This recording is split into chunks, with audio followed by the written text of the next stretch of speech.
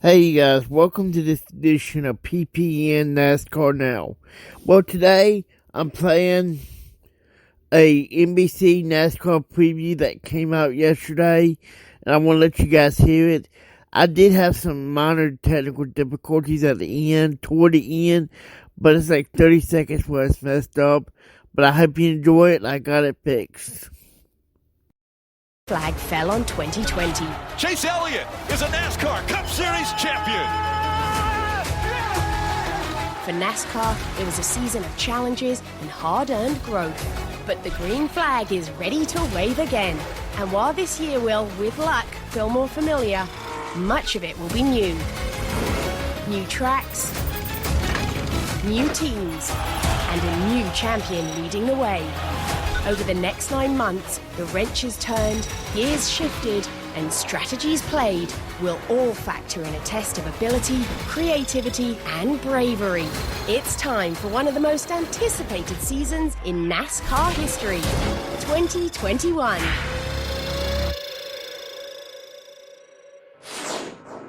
Hey everybody, welcome to the NASCAR 2021 season preview special presented by Geico. I'm Rutledge Wood. And I'm Dale Earnhardt Jr.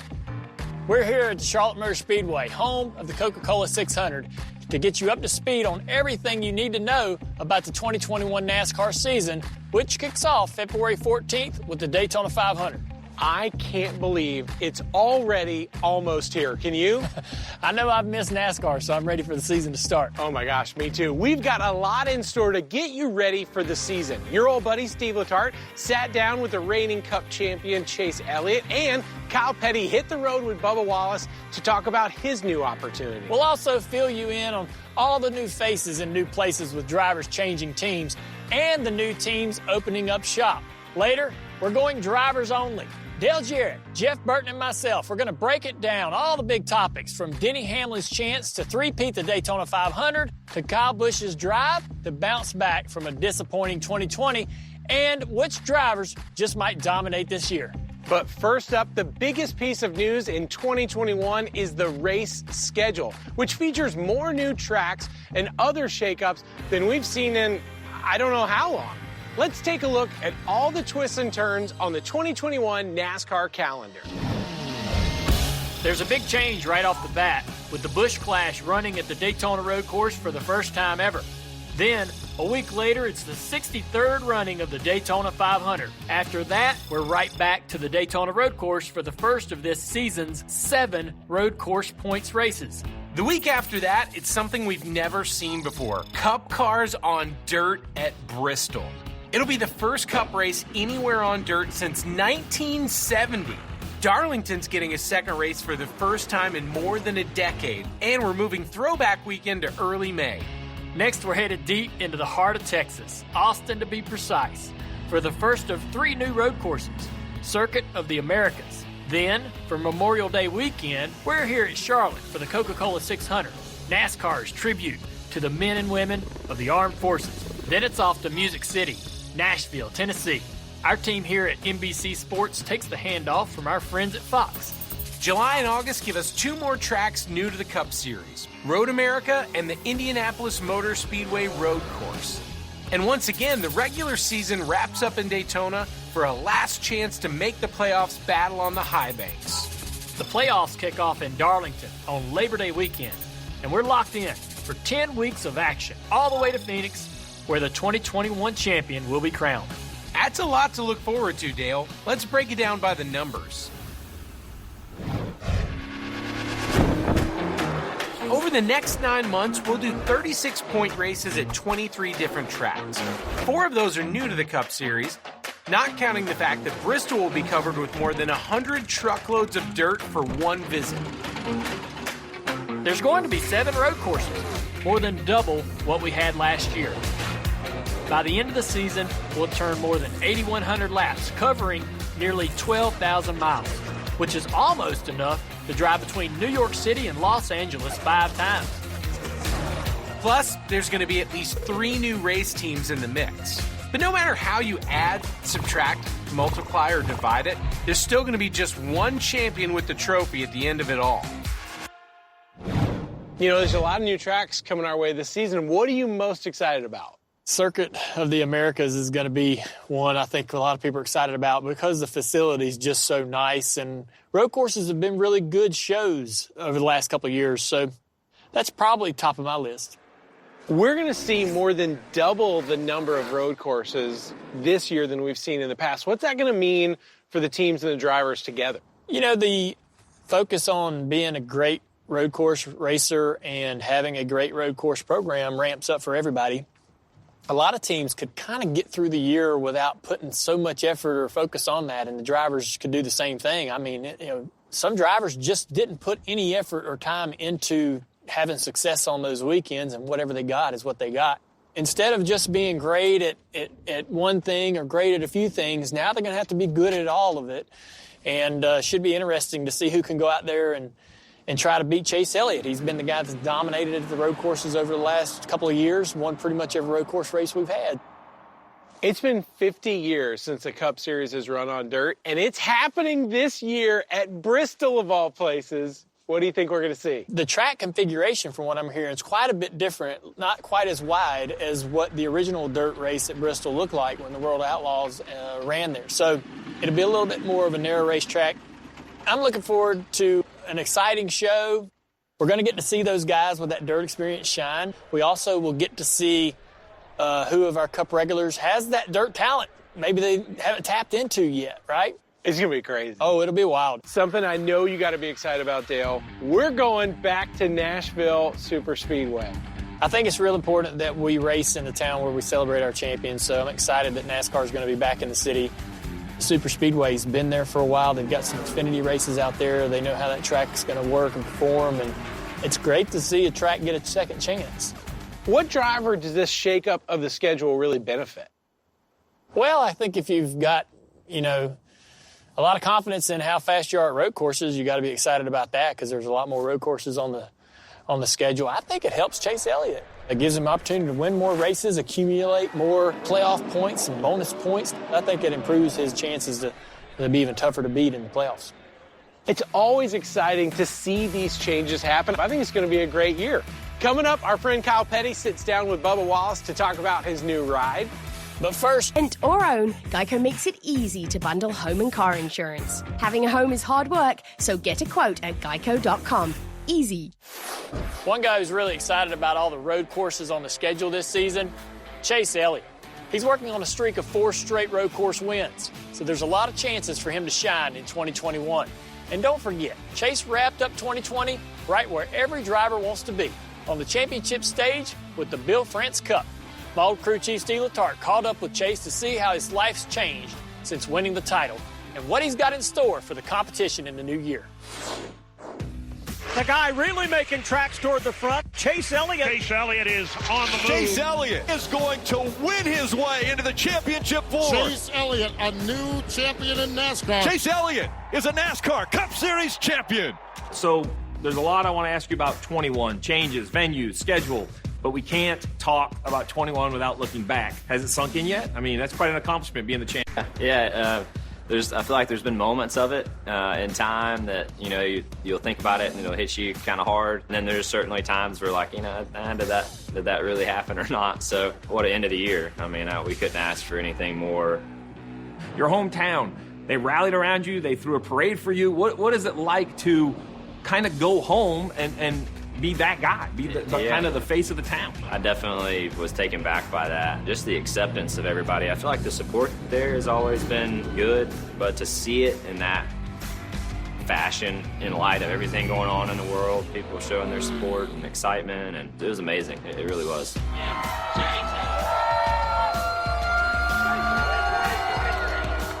Your career is impressive. I mean, your resume all the way from late model days through Cup, but it's like any professional athlete, had its ups and downs, right? Phoenix, start at the back, find your way all the way to the front. Did it make it any different? Was it like this moment for your professional career to kind of finally close the door on that big deal? Yeah, I think for us, and I talked about this a lot leading into that race weekend, but to me it was a lot about just enjoying those moments more. And I think that's something I have not done a very good job of in the past, and being in those spots and just having fun with them, enjoying them, because the only way to get better at big time situations is to be in them more. I mean, that's the only way to do that is just to be in those situations more.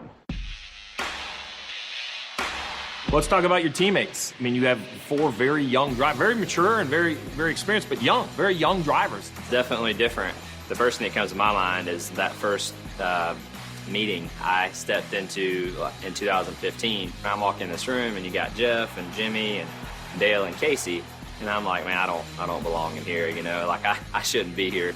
And just to watch each of those guys step away and watch that room transition to what it's going to look like this year is crazy. I think HMS is an exciting place to be right now. You know, 4 young drivers, 4 hungry drivers, 4 guys that I think can all compete at a very high level. And, you know, hopefully we can all push each other to be better and get HMS where it belongs. Well, man, the driver lineup is crazy enough to say probably the smallest change in 21. The schedule, the venues, the road courses, the dirt race. When you look at where you're going to race, what jumps out to you? The one that I think is most interesting to me is the Bristol dirt race. I mean, we've seen a road course race before. What we haven't seen, and I haven't seen, is a cup race on dirt, and especially a dirt race that's that long, too. You know, I feel like Eldora was a shorter event and a little different. So I think the biggest lesson I took away from Eldora is cars don't have to be going super fast to put on a good race. I don't think contact is a question. It's gonna, you know, when, how much can you keep your car going? And sorry, because you probably didn't do it on purpose. Yeah, I actually think there's going to be the most forgiveness. Like, I know you didn't mean to hit me because I didn't really mean to be there, but we both ended up there. Yeah, so. we ended up in the same place at the same time. Sorry. Listen, well, you can't deflect it. You've won, I think, the last 4 road course races. You won almost half your career at the road courses. There's no way you can't sit there with some confidence seeing 7 road courses on the schedule. Yeah, I mean, if you look at the last races, but one thing that I've stood by and I'm a big believer in is I don't think past success equals future success. I just look at the last few road courses and I just think about, you know, everybody is getting better, right? So how can we elevate, how can we push, and how can we improve? How can I be a better road racer? Good results in the past just don't guarantee a good one in the future, and we all know that as a team, and we got to push to be better because you know everybody else that will be when we get there. Incredible. Chase, first, congratulations on the championship. We appreciate the time. You've been the defending champ now for just a couple months. I think you're carrying the banner tremendously, all those different races, and it's going to be exciting to watch you in 21, man. Cool. Thank you. I appreciate it. It could be another big year for Chase Elliott. For one thing, he'll be trying to win his 3rd straight race right here at the Charlotte Roval when we come back for the playoffs this fall. Coming up later, Kyle Petty goes on a ride with Bubba Wallace. But up next, I'm getting in the trenches, drivers only, with my buddies Dale Jarrett and Jeff Burton to break down this year's big topics. You won't want to miss it. NASCAR and country music go hand in hand. In the 70s, Marty Robbins was both a country music star and a NASCAR driver. And some Hall of Fame drivers once cut a record together called NASCAR Goes Country. Well, this summer, NASCAR goes country again with a trip to Nashville Superspeedway. It's a 1.3-mile concrete oval banked at 14 degrees. Big names like Kevin Harvick, Kyle Busch, Brad Keselowski, Joey Logano, and Austin Dillon all have Xfinity or truck wins at Nashville, so these guys know how to get the job done. Who's going to boot, scoot, and boogie their way into victory lane for the track's first cup race? We'll find out June 20th on NBCSN. Welcome back to the NASCAR 2021 season preview special presented by Geico. Before the racing season starts, there's silly season, the term we use for all the seat swapping that goes on when drivers move to different teams. We counted at least 10 big roster changes this season, which is a lot of new teams and car numbers to wrap your head around. Here's Brad Doherty to help you keep it all straight. Every NASCAR season begins with its fair share of driver lineup changes. This year's no different. There are rookies replacing retired veterans, new teams opening up shop, and plenty of new faces in new places all over the garage. One of last season's big stories was the 7-time champ Jimmy Johnson's retirement. Who could fill those shoes? Well, it turns out Johnson's longtime teammate, Alex Bowman, who trades the 88 for the 48. A sharp new look for the man they call the Showman. Joining Bowman at Hendrick Motorsports is Kyle Larson. who returns to NASCAR after being suspended for much of last season. Larson will pilot the number 5 Camaro. Larson's former team, Chip Ganassi Racing, also brings in some new blood as Ross Chastain takes over the 42. Rookie Chase Briscoe racked up 9 wins in the Xfinity Series last year. Briscoe replaces the retired Clint Boyer in the number 14 Mustang at Stewart-Haas Racing. His Rookie of the Year competitor is Anthony Alfredo, who will drive the 38 for Front Row Motorsports. Christopher Bell moves over to Joe Gibbs Racing, where he'll drive the number 20 Camry, which used to be Eric Jones' route. Jones will drive for the King in the legendary 43 at Richard Petty Motorsports.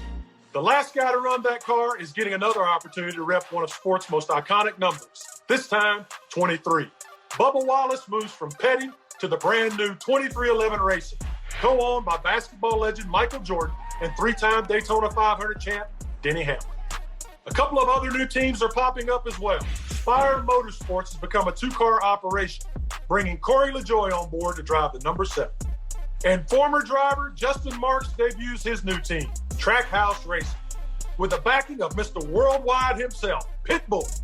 Daniel Suarez gets the seat in the 99.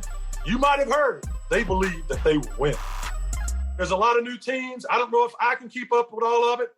Rut, I hope you can keep up with it. Good luck, my friend. Thanks, Brad. I think I've got all that down. Maybe. I'll get it.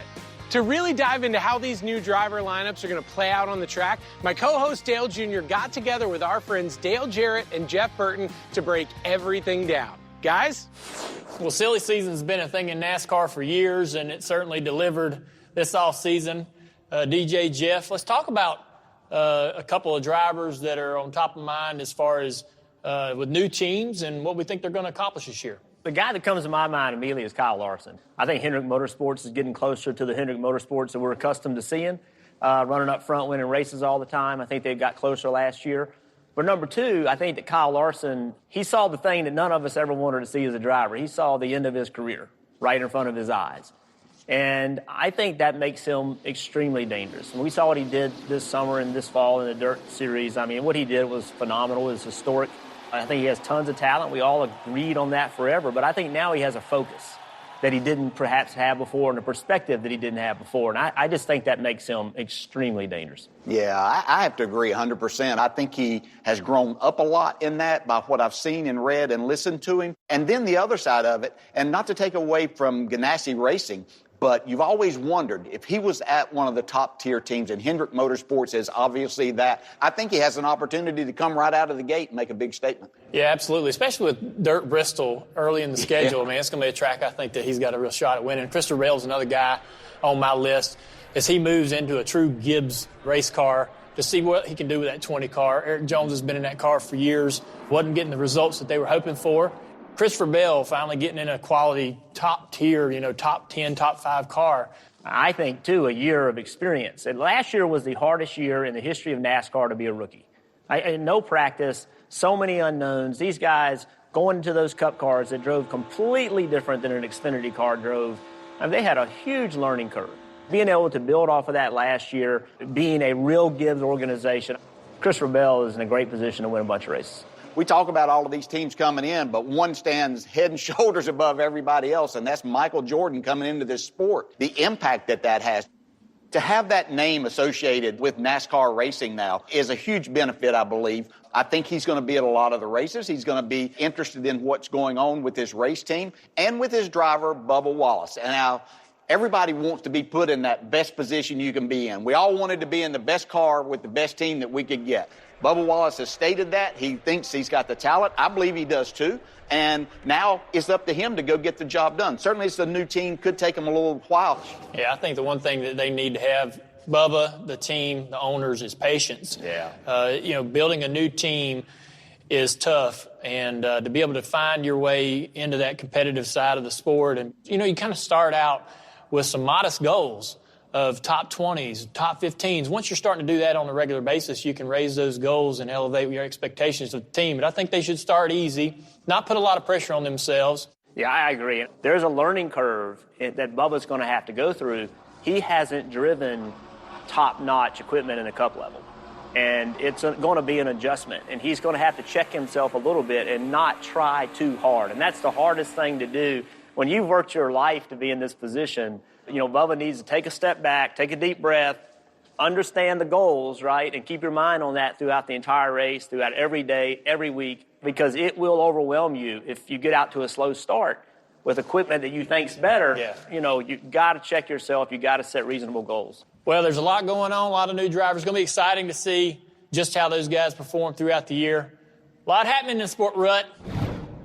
Thanks, Dale. After the break, it's time to get excited for the Daytona 500, the biggest race of the year where Denny Hamlin could make history. Our panel of drivers debate his chances and who he'll have to beat to make it happen. Stay tuned. We are underway in the Great American Race. 20 years of trying. Dale Earnhardt will win the Daytona 500. They both spin. They're in the wall. And there's a fight. Who will get there first? Truex on the inside, Hamlin on the outside, and too close to call. Newman flipping across the start-finish line. Hamlin will go back-to-back. This February 14th isn't just Valentine's Day. Oh no, all you lovebirds out there get a real treat. Because it also happens to be the 63rd running of the Great American Race, the Daytona 500. There's no race better at giving us unforgettable moments and thrilling finishes. Denny Hamlin, he'll have a chance to do something that's never been done before. The three-peat is an elusive achievement. I won back-to-back Super Bowls, but the third straight was out of reach. The Daytona 500 is NASCAR's Super Bowl, and no one's ever won 3 in a row. Denny Hamlin could do it this year. Come on, keep coming. Side ramp, side ramp. Denny Hamlin will go back-to-back. Hell yeah! We got it! Yeah! Few have walked this line before. The King, Richard Petty, Cale Yarborough, and Sterling Marlin each went back-to-back. But they all went home empty-handed the third try. Can number 11 pull it off, what no one has done before? Yeah! Proud of you, my friend. Vote all of it in. I know how hard it is. The pressure from the fans, the media, your opponents, and yourself. The battle to get your mind right and your game plan flawless. The perfection demanded from everyone on your team. If Hamlin can get to victory lane at Daytona again this year, the enormity of the achievement goes beyond the record book. It's the stuff of legends. So, will Denny take home his third straight Harley J. Earl trophy? And who's best positioned to keep him out of victory lane? Let's see what Junior, DJ, and Burton have to say about it. Guys? The Daytona 500 is just around the corner. Denny Hamlin's got a shot at a three-peat, something I didn't think would ever be possible in our sport. It's a hard race to win. I always talked about the Daytona 500 was kind of like a season in itself. You go through the same sort of adversity, ups and downs throughout that race as you do in an entire year. So how does Denny go out there and make that third win possible? First, I look at what Denny's strengths are, and I think that's all up here. I think he studies a lot. I think he pays attention a lot and understands when something happens, he's almost a step ahead of it. And because if you get behind at Daytona with 2 to go, you're not going to get caught back up. And so Denny's found a way and proven to me that he knows if certain things happen, the immediate thing he has to do, and he's ready for it. And also his patience, his ability to be there when it counts. Is really, really important. That's put him in the situation to win these things. So can he do it again? I'd say the odds are against it to win three of those things in a row. But Denny Hamlin, I think right now, is perhaps the smartest speedway racer out there. Yeah. When I look at him and think about how he gets this done, is he always puts himself in that position, and he keeps himself out of bad positions. You know, it's so easy in the middle of the race to get a little frustrated because you're not where you want to be. Things aren't going right. You might have made a wrong move or somebody put you in a bad spot. Then he doesn't let those things affect him. He's really good at pushing and helping others get there, but others are willing to help just like they were for you and your dad, because people understand that you know where you're going, and that's to the front, and they want to latch on and be a part of that. Yeah, I always said that, people say, who's the best plate racers in the sport? And I said, well, when they take the picture of the cars crossing the finish line, Denny Hamlin's always in it. Yeah. He might not be winning every single race, but he's there. And that's the mark of a great plate racer, a guy that can put himself in position, like you say, each and every time. And it's more impressive, I think, today because the chance of a Cinderella story is more pronounced now than it's ever been in our sport. So for Denny to be still winning, still successful, tells me a lot of just about the mental makeup or the mentality that you have to have going into those races. So let's talk about who's got a shot at winning the race other than Denny. I would have to say, I've always said this since they teamed up, but Joey Logano, when he teamed up with TJ Majors, who I've worked with, and I really understand how good TJ is and how much he brings to the table when it comes to the plate races, I thought that was an automatic for Joey Logano with that pairing. It hasn't really proven in the results, but I still feel like that's going to click for them at some point. It could be this Daytona 500 in February. Well, I think that's a great pick. I'd go with one of his teammates. And the reason, you said it a minute ago, if you take a picture at the end of the race, who's always in that picture? Ryan Blaney is always in the picture at these speedway races and has found a way to win some. And I think that this year is a breakout year for Ryan Blaney. Of course, I kept saying it last year too. I kept waiting for him, but he's always in that picture that you talked about. So I'd go with Joey's teammate, Ryan Blaney. Yeah, I'm going to stay in the Ford camp. And, Jeff, we must have been reading and thinking the same things because Ryan Blaney's exactly who I wrote down too. He's won at Talladega. You know that he understands what the draft is about. But I'm going to give you a little bit of a dark horse, and this is just kind of the way things happen in the sport a lot of times. And Hendrick Motorsports always has fast cars, so don't count out Kyle Larson coming back and winning the first race back. Well, Rut, we've made our picks. The Daytona 500 is right around the corner. Who do you think is going to win the big race? Well, Dale, I'm all about making history. I'm going with Denny Hamlin. The Daytona 500 is always one of the most exciting days of the year, and it's just a couple weeks away. Coming up, we got Bubba Wallace with the lowdown on his new team and legendary car owner Michael Jordan. But first, 2020 was a rough year for Kyle Busch. Can the two-time Cup Series champion right the ship and have a bounce-back season? Our guys debate. Stick around. Gee willikers, this Coca-Cola Zero Sugar tastes mighty delicious.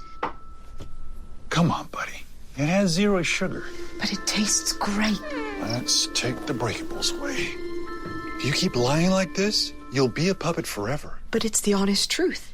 You'll never be a real boy. It's no lie. You're right. It's delicious. Told you. I never lie. I feel like I'm the good kind of spicy. It means you got an edge. I got an edge. It means you've got some oomph, and I got some oomph. I don't know about your oomph, but impatience doesn't equal spicy. Sonic Chicken Slinger. Is it a good oomph or a bad oomph? Our fight against coronavirus isn't over. We still have to slow the spread and do our part. Let's wear face masks in public. Stay 6 feet or more from others. Follow state and local guidelines. Wash our hands frequently and stay home when we feel safe. For ourselves, for our loved ones, for our future. Let's move forward together. Whether you rent or own, Geico makes it easy to bundle home and car insurance. Having a home is hard work, so get a quote at geico.com. Easy. Trouble for Kyle Busch. No grip, it's jump. Kyle Busch up into the wall hard. He is out of this event early. Go on. That is going to be devastating for a guy who was a long shot to get into the final 8. Kyle Busch will not advance. 2020 was a down year by Kyle Busch's standards, posting just one win and getting knocked out of the playoffs in the second round. Can Kyle bounce back in 2021? And who else is in a prove-it season? Let's go back to the boys for the answers. So Kyle had a real difficult year last year coming out of a championship season. I think we were all surprised by that. What's he got to do to turn it around? I've always thought that he was so exceptional that he could do so many things that other drivers couldn't with his car. But now I know that he needs to work on his car to get it better because it seemed they started so far off by the time they made adjustments or really couldn't adjust during the race that it didn't give him a real chance. I think he's still an exceptional race driver, but I believe they're going to struggle again. He's got a crew chief change. Ben Bayshore is a really good understands, calling a race, putting his driver in the right position. But that chemistry that you have to make things work, I think, is something that you build over time. Kyle's still going to put himself in a position because he is so good, but I think that there might be more of a struggle than what we anticipate. Yeah, it feels like, I know he won the championship the year before, but, I remember you and I talking, NASCAR America, what's wrong with Kyle Busch? And the year they won the championship, he was not performing through most of that year. Found a way to step up and win the championship, which I thought was his greatest moment in the sport because they weren't running well enough to win the championship, and he found a way. But then that moved into the following year and didn't run well again. And that's not something that Kyle Busch expects. With Kyle at the top of the list of the drivers that need to bounce back, who else is on that list? I think Matt DiBenedetto is a guy that maybe doesn't need a bounce-back year, but it's definitely a prove-it year. We know he's not in that 21 car beyond this year. This is his chance to sort of prove to another team that he's the guy. He's used to it. Every year, he has no idea what's going to happen in his career. But yeah, I think it's his time. I think it's time for him to step up and find a way to run with all the other Penske cars. I think William Byron's in that same situation. Very, very young race car driver. Moved to the Cup Series very quickly. Everybody's been very patient with that process of learning how to be a Cup driver. If you're going to hire a young driver, you better have the patience, right? Yeah, and I applaud Rick Hendrick and all the sponsors for sticking with it. But now it's time. Now it's time for William Byron to come out and do all the things that we think he can. And I think he probably knows that, so a little pressure on him. Yeah, how about Ryan Blaney? And they had a great car last year, a lot of speed, won some races, but I think that he wants to go further into the playoffs. He wants to be the driver at Penske that's winning all the races. When I think of Ryan Blaney, I think a lot and make a comparison to his good friend that is now the defending champion in the Cup Series, Chase Elliott. I see a lot of similarities there. They know how to get things done. They're learning. And I think that the one thing that Ryan has to do is figure out how to get himself to the end of the race. What does he need in his car? Making those last couple adjustments to your car to where you don't fall off there. And then he goes to victory lane more. And I think that he could have that year after watching Chase win last year.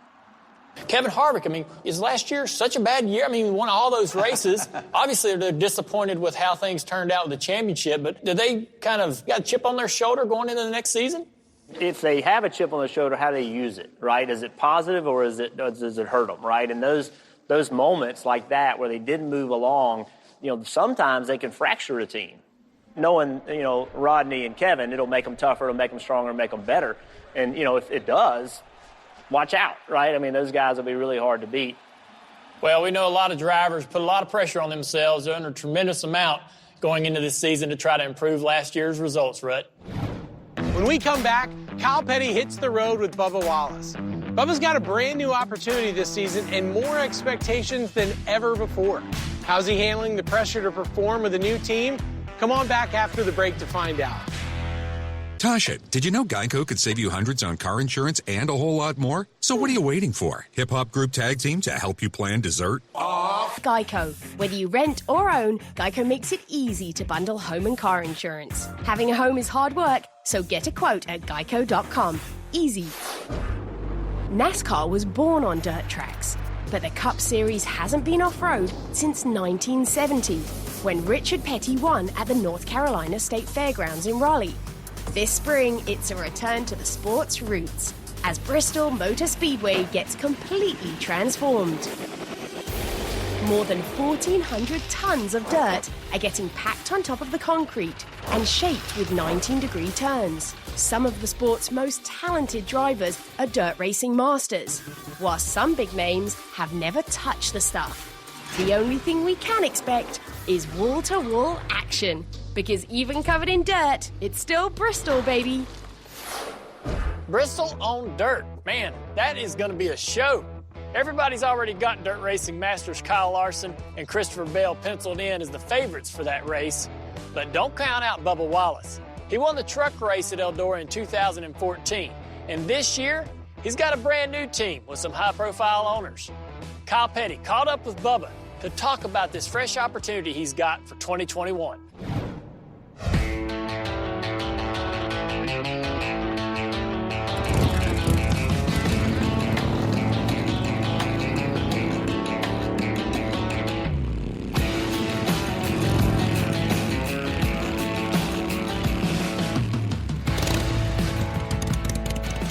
I've always wanted a motorcycle for years. Man, it'd be fun to ride some races. And I even talked to you about that. And so I ended up getting this thing, and I love it. It's the Cadillac of motorcycles.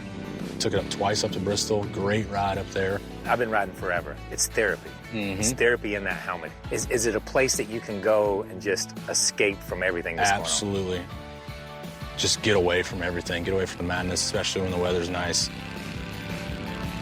Just a lot of fun. It's peaceful. We talk about this thing being therapy with everything that went on last year. So I want to touch on last year a little bit. There was social change in this country. At Atlanta, you wore I Can't Breathe. How did you think that would be received wearing that? I may piss off a lot of people. I may piss off the King, RPM as a family. This might be a career ender here, but at the same time, in not a disrespectful way, I didn't care. This was much bigger than NASCAR. I'm like, well, just so you guys know, this is what I'm wearing. And everybody was like, awesome. It's great. And I was like, sweet. Okay, perfect. All right. Whew. Got that elephant out of the room. And it kind of just evolved from there. And everything. Suddenly, so many different eyes from so many different places. I can't imagine that. I can't. It's kind of like driving at Darlington. At the end of the race, you're wore the hell out. That's exactly what I was. And what you've seen in Atlanta when I passed out after the race, I didn't even prep physically for that race. You okay? I don't even know if I had a meal before the race. He's not okay. And I was just passed out. You carry the weight of society's expectations. What was that weight like? The King told me, and it was true, the race car drivers, we have a switch on the back of your head. As soon as you put the helmet on, your brain shuts off, and it's like, cool, I get to go have fun. When I got inside the car, it was like, whew, I'm away from it for at least 3 hours. That's my escape. That's jumping on my Harley and rolling. The shirt you wore at Atlanta has been requested by the Smithsonian. Really cool to play a small part in history.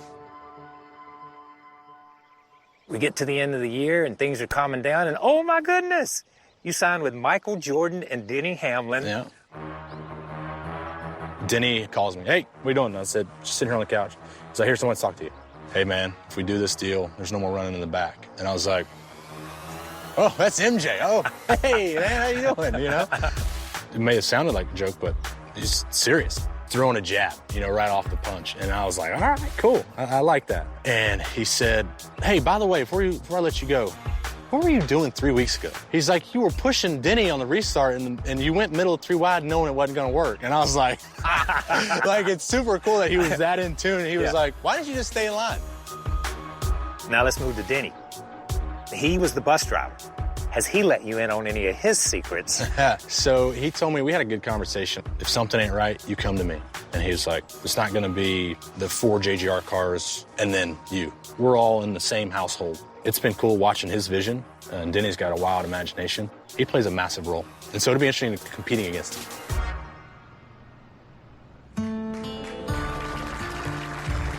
It's been since 1984 since someone started a team, Rick Hendrick, and put a driver in it who had not won a Cup race, Jeff Bodine, or won a race. 1984.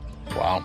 That's a long time. Wow. What are your expectations going into this year? I've obviously probably became the biggest household name off the racetrack, but the on track is no stats. Bridging that gap, getting it to where it's level. Here is the big break that we've been wanting for so long, and I'm more motivated than I ever have been to just shut people up. Yeah. The expectations are high.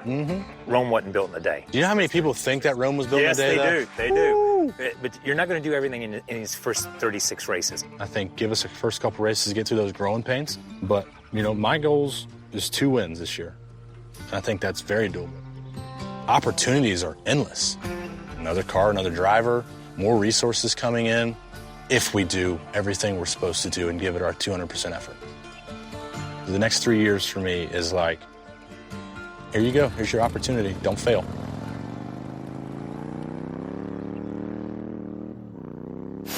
It'll be exciting to see if Bubba and 2311 Racing can bring some of that Jordan swagger to the racetrack this year. When we come back, I'm headed back into the garage with DJ and Burton. It's time to make some predictions. Who is going to shine in 2021? We'll tell you what we think. Season Preview Special is brought to you by Geico. Whether you rent or own, Geico makes it easy to bundle home and car insurance. Having a home is hard work, so get a quote at geico.com. Easy.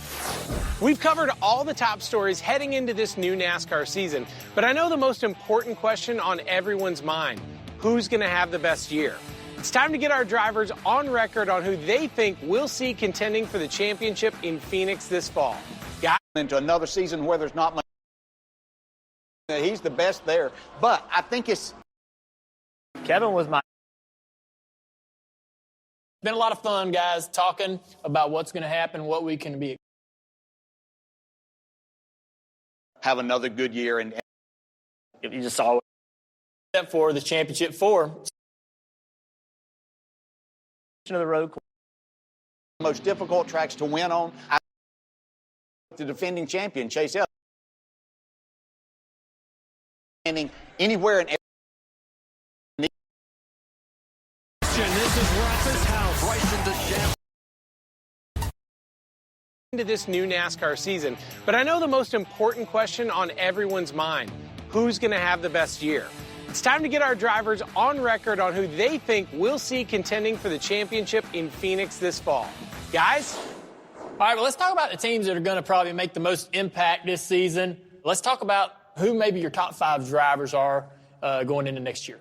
Oh, my gosh. I mean, you can't start a conversation when you talk about top drivers. And even though I think the potential is there for him to struggle again, but Kyle Busch, I mean, just on talent alone, and his teammate then Denny Hamlin, I think that you have to put those there. And you know, Kevin Harvick, experience makes a difference this day and time, especially when we're going into another season where there's not much practice or anything like that. I think that he's right there. You look at Chase Elliott, our defending champion. I think that he's moved himself into all of that. And then Joey Logano is my 5th. I think he's outstanding anywhere and everywhere that you go. Well, I don't know how you leave Chase Elliott out of there. You know, he's defending champion. I think that he'll be better this year. I think they'll win more races. I like Denny Hamlin, Kevin Harvick. Every year, Kevin Harvick is there. And also, I'm going to keep on it, man. I'm going to keep on it till he won't let me get off, is Ryan Blaney. And I just, man, I'm telling you, they ran so well last year. They didn't execute, in my opinion, the way they should. But I think they'll figure that out this year. And then my 5th is somebody that I think people are going to be surprised, but I think Kyle Larson. I just think Kyle Larson is going to be, he's going to be dangerous this year.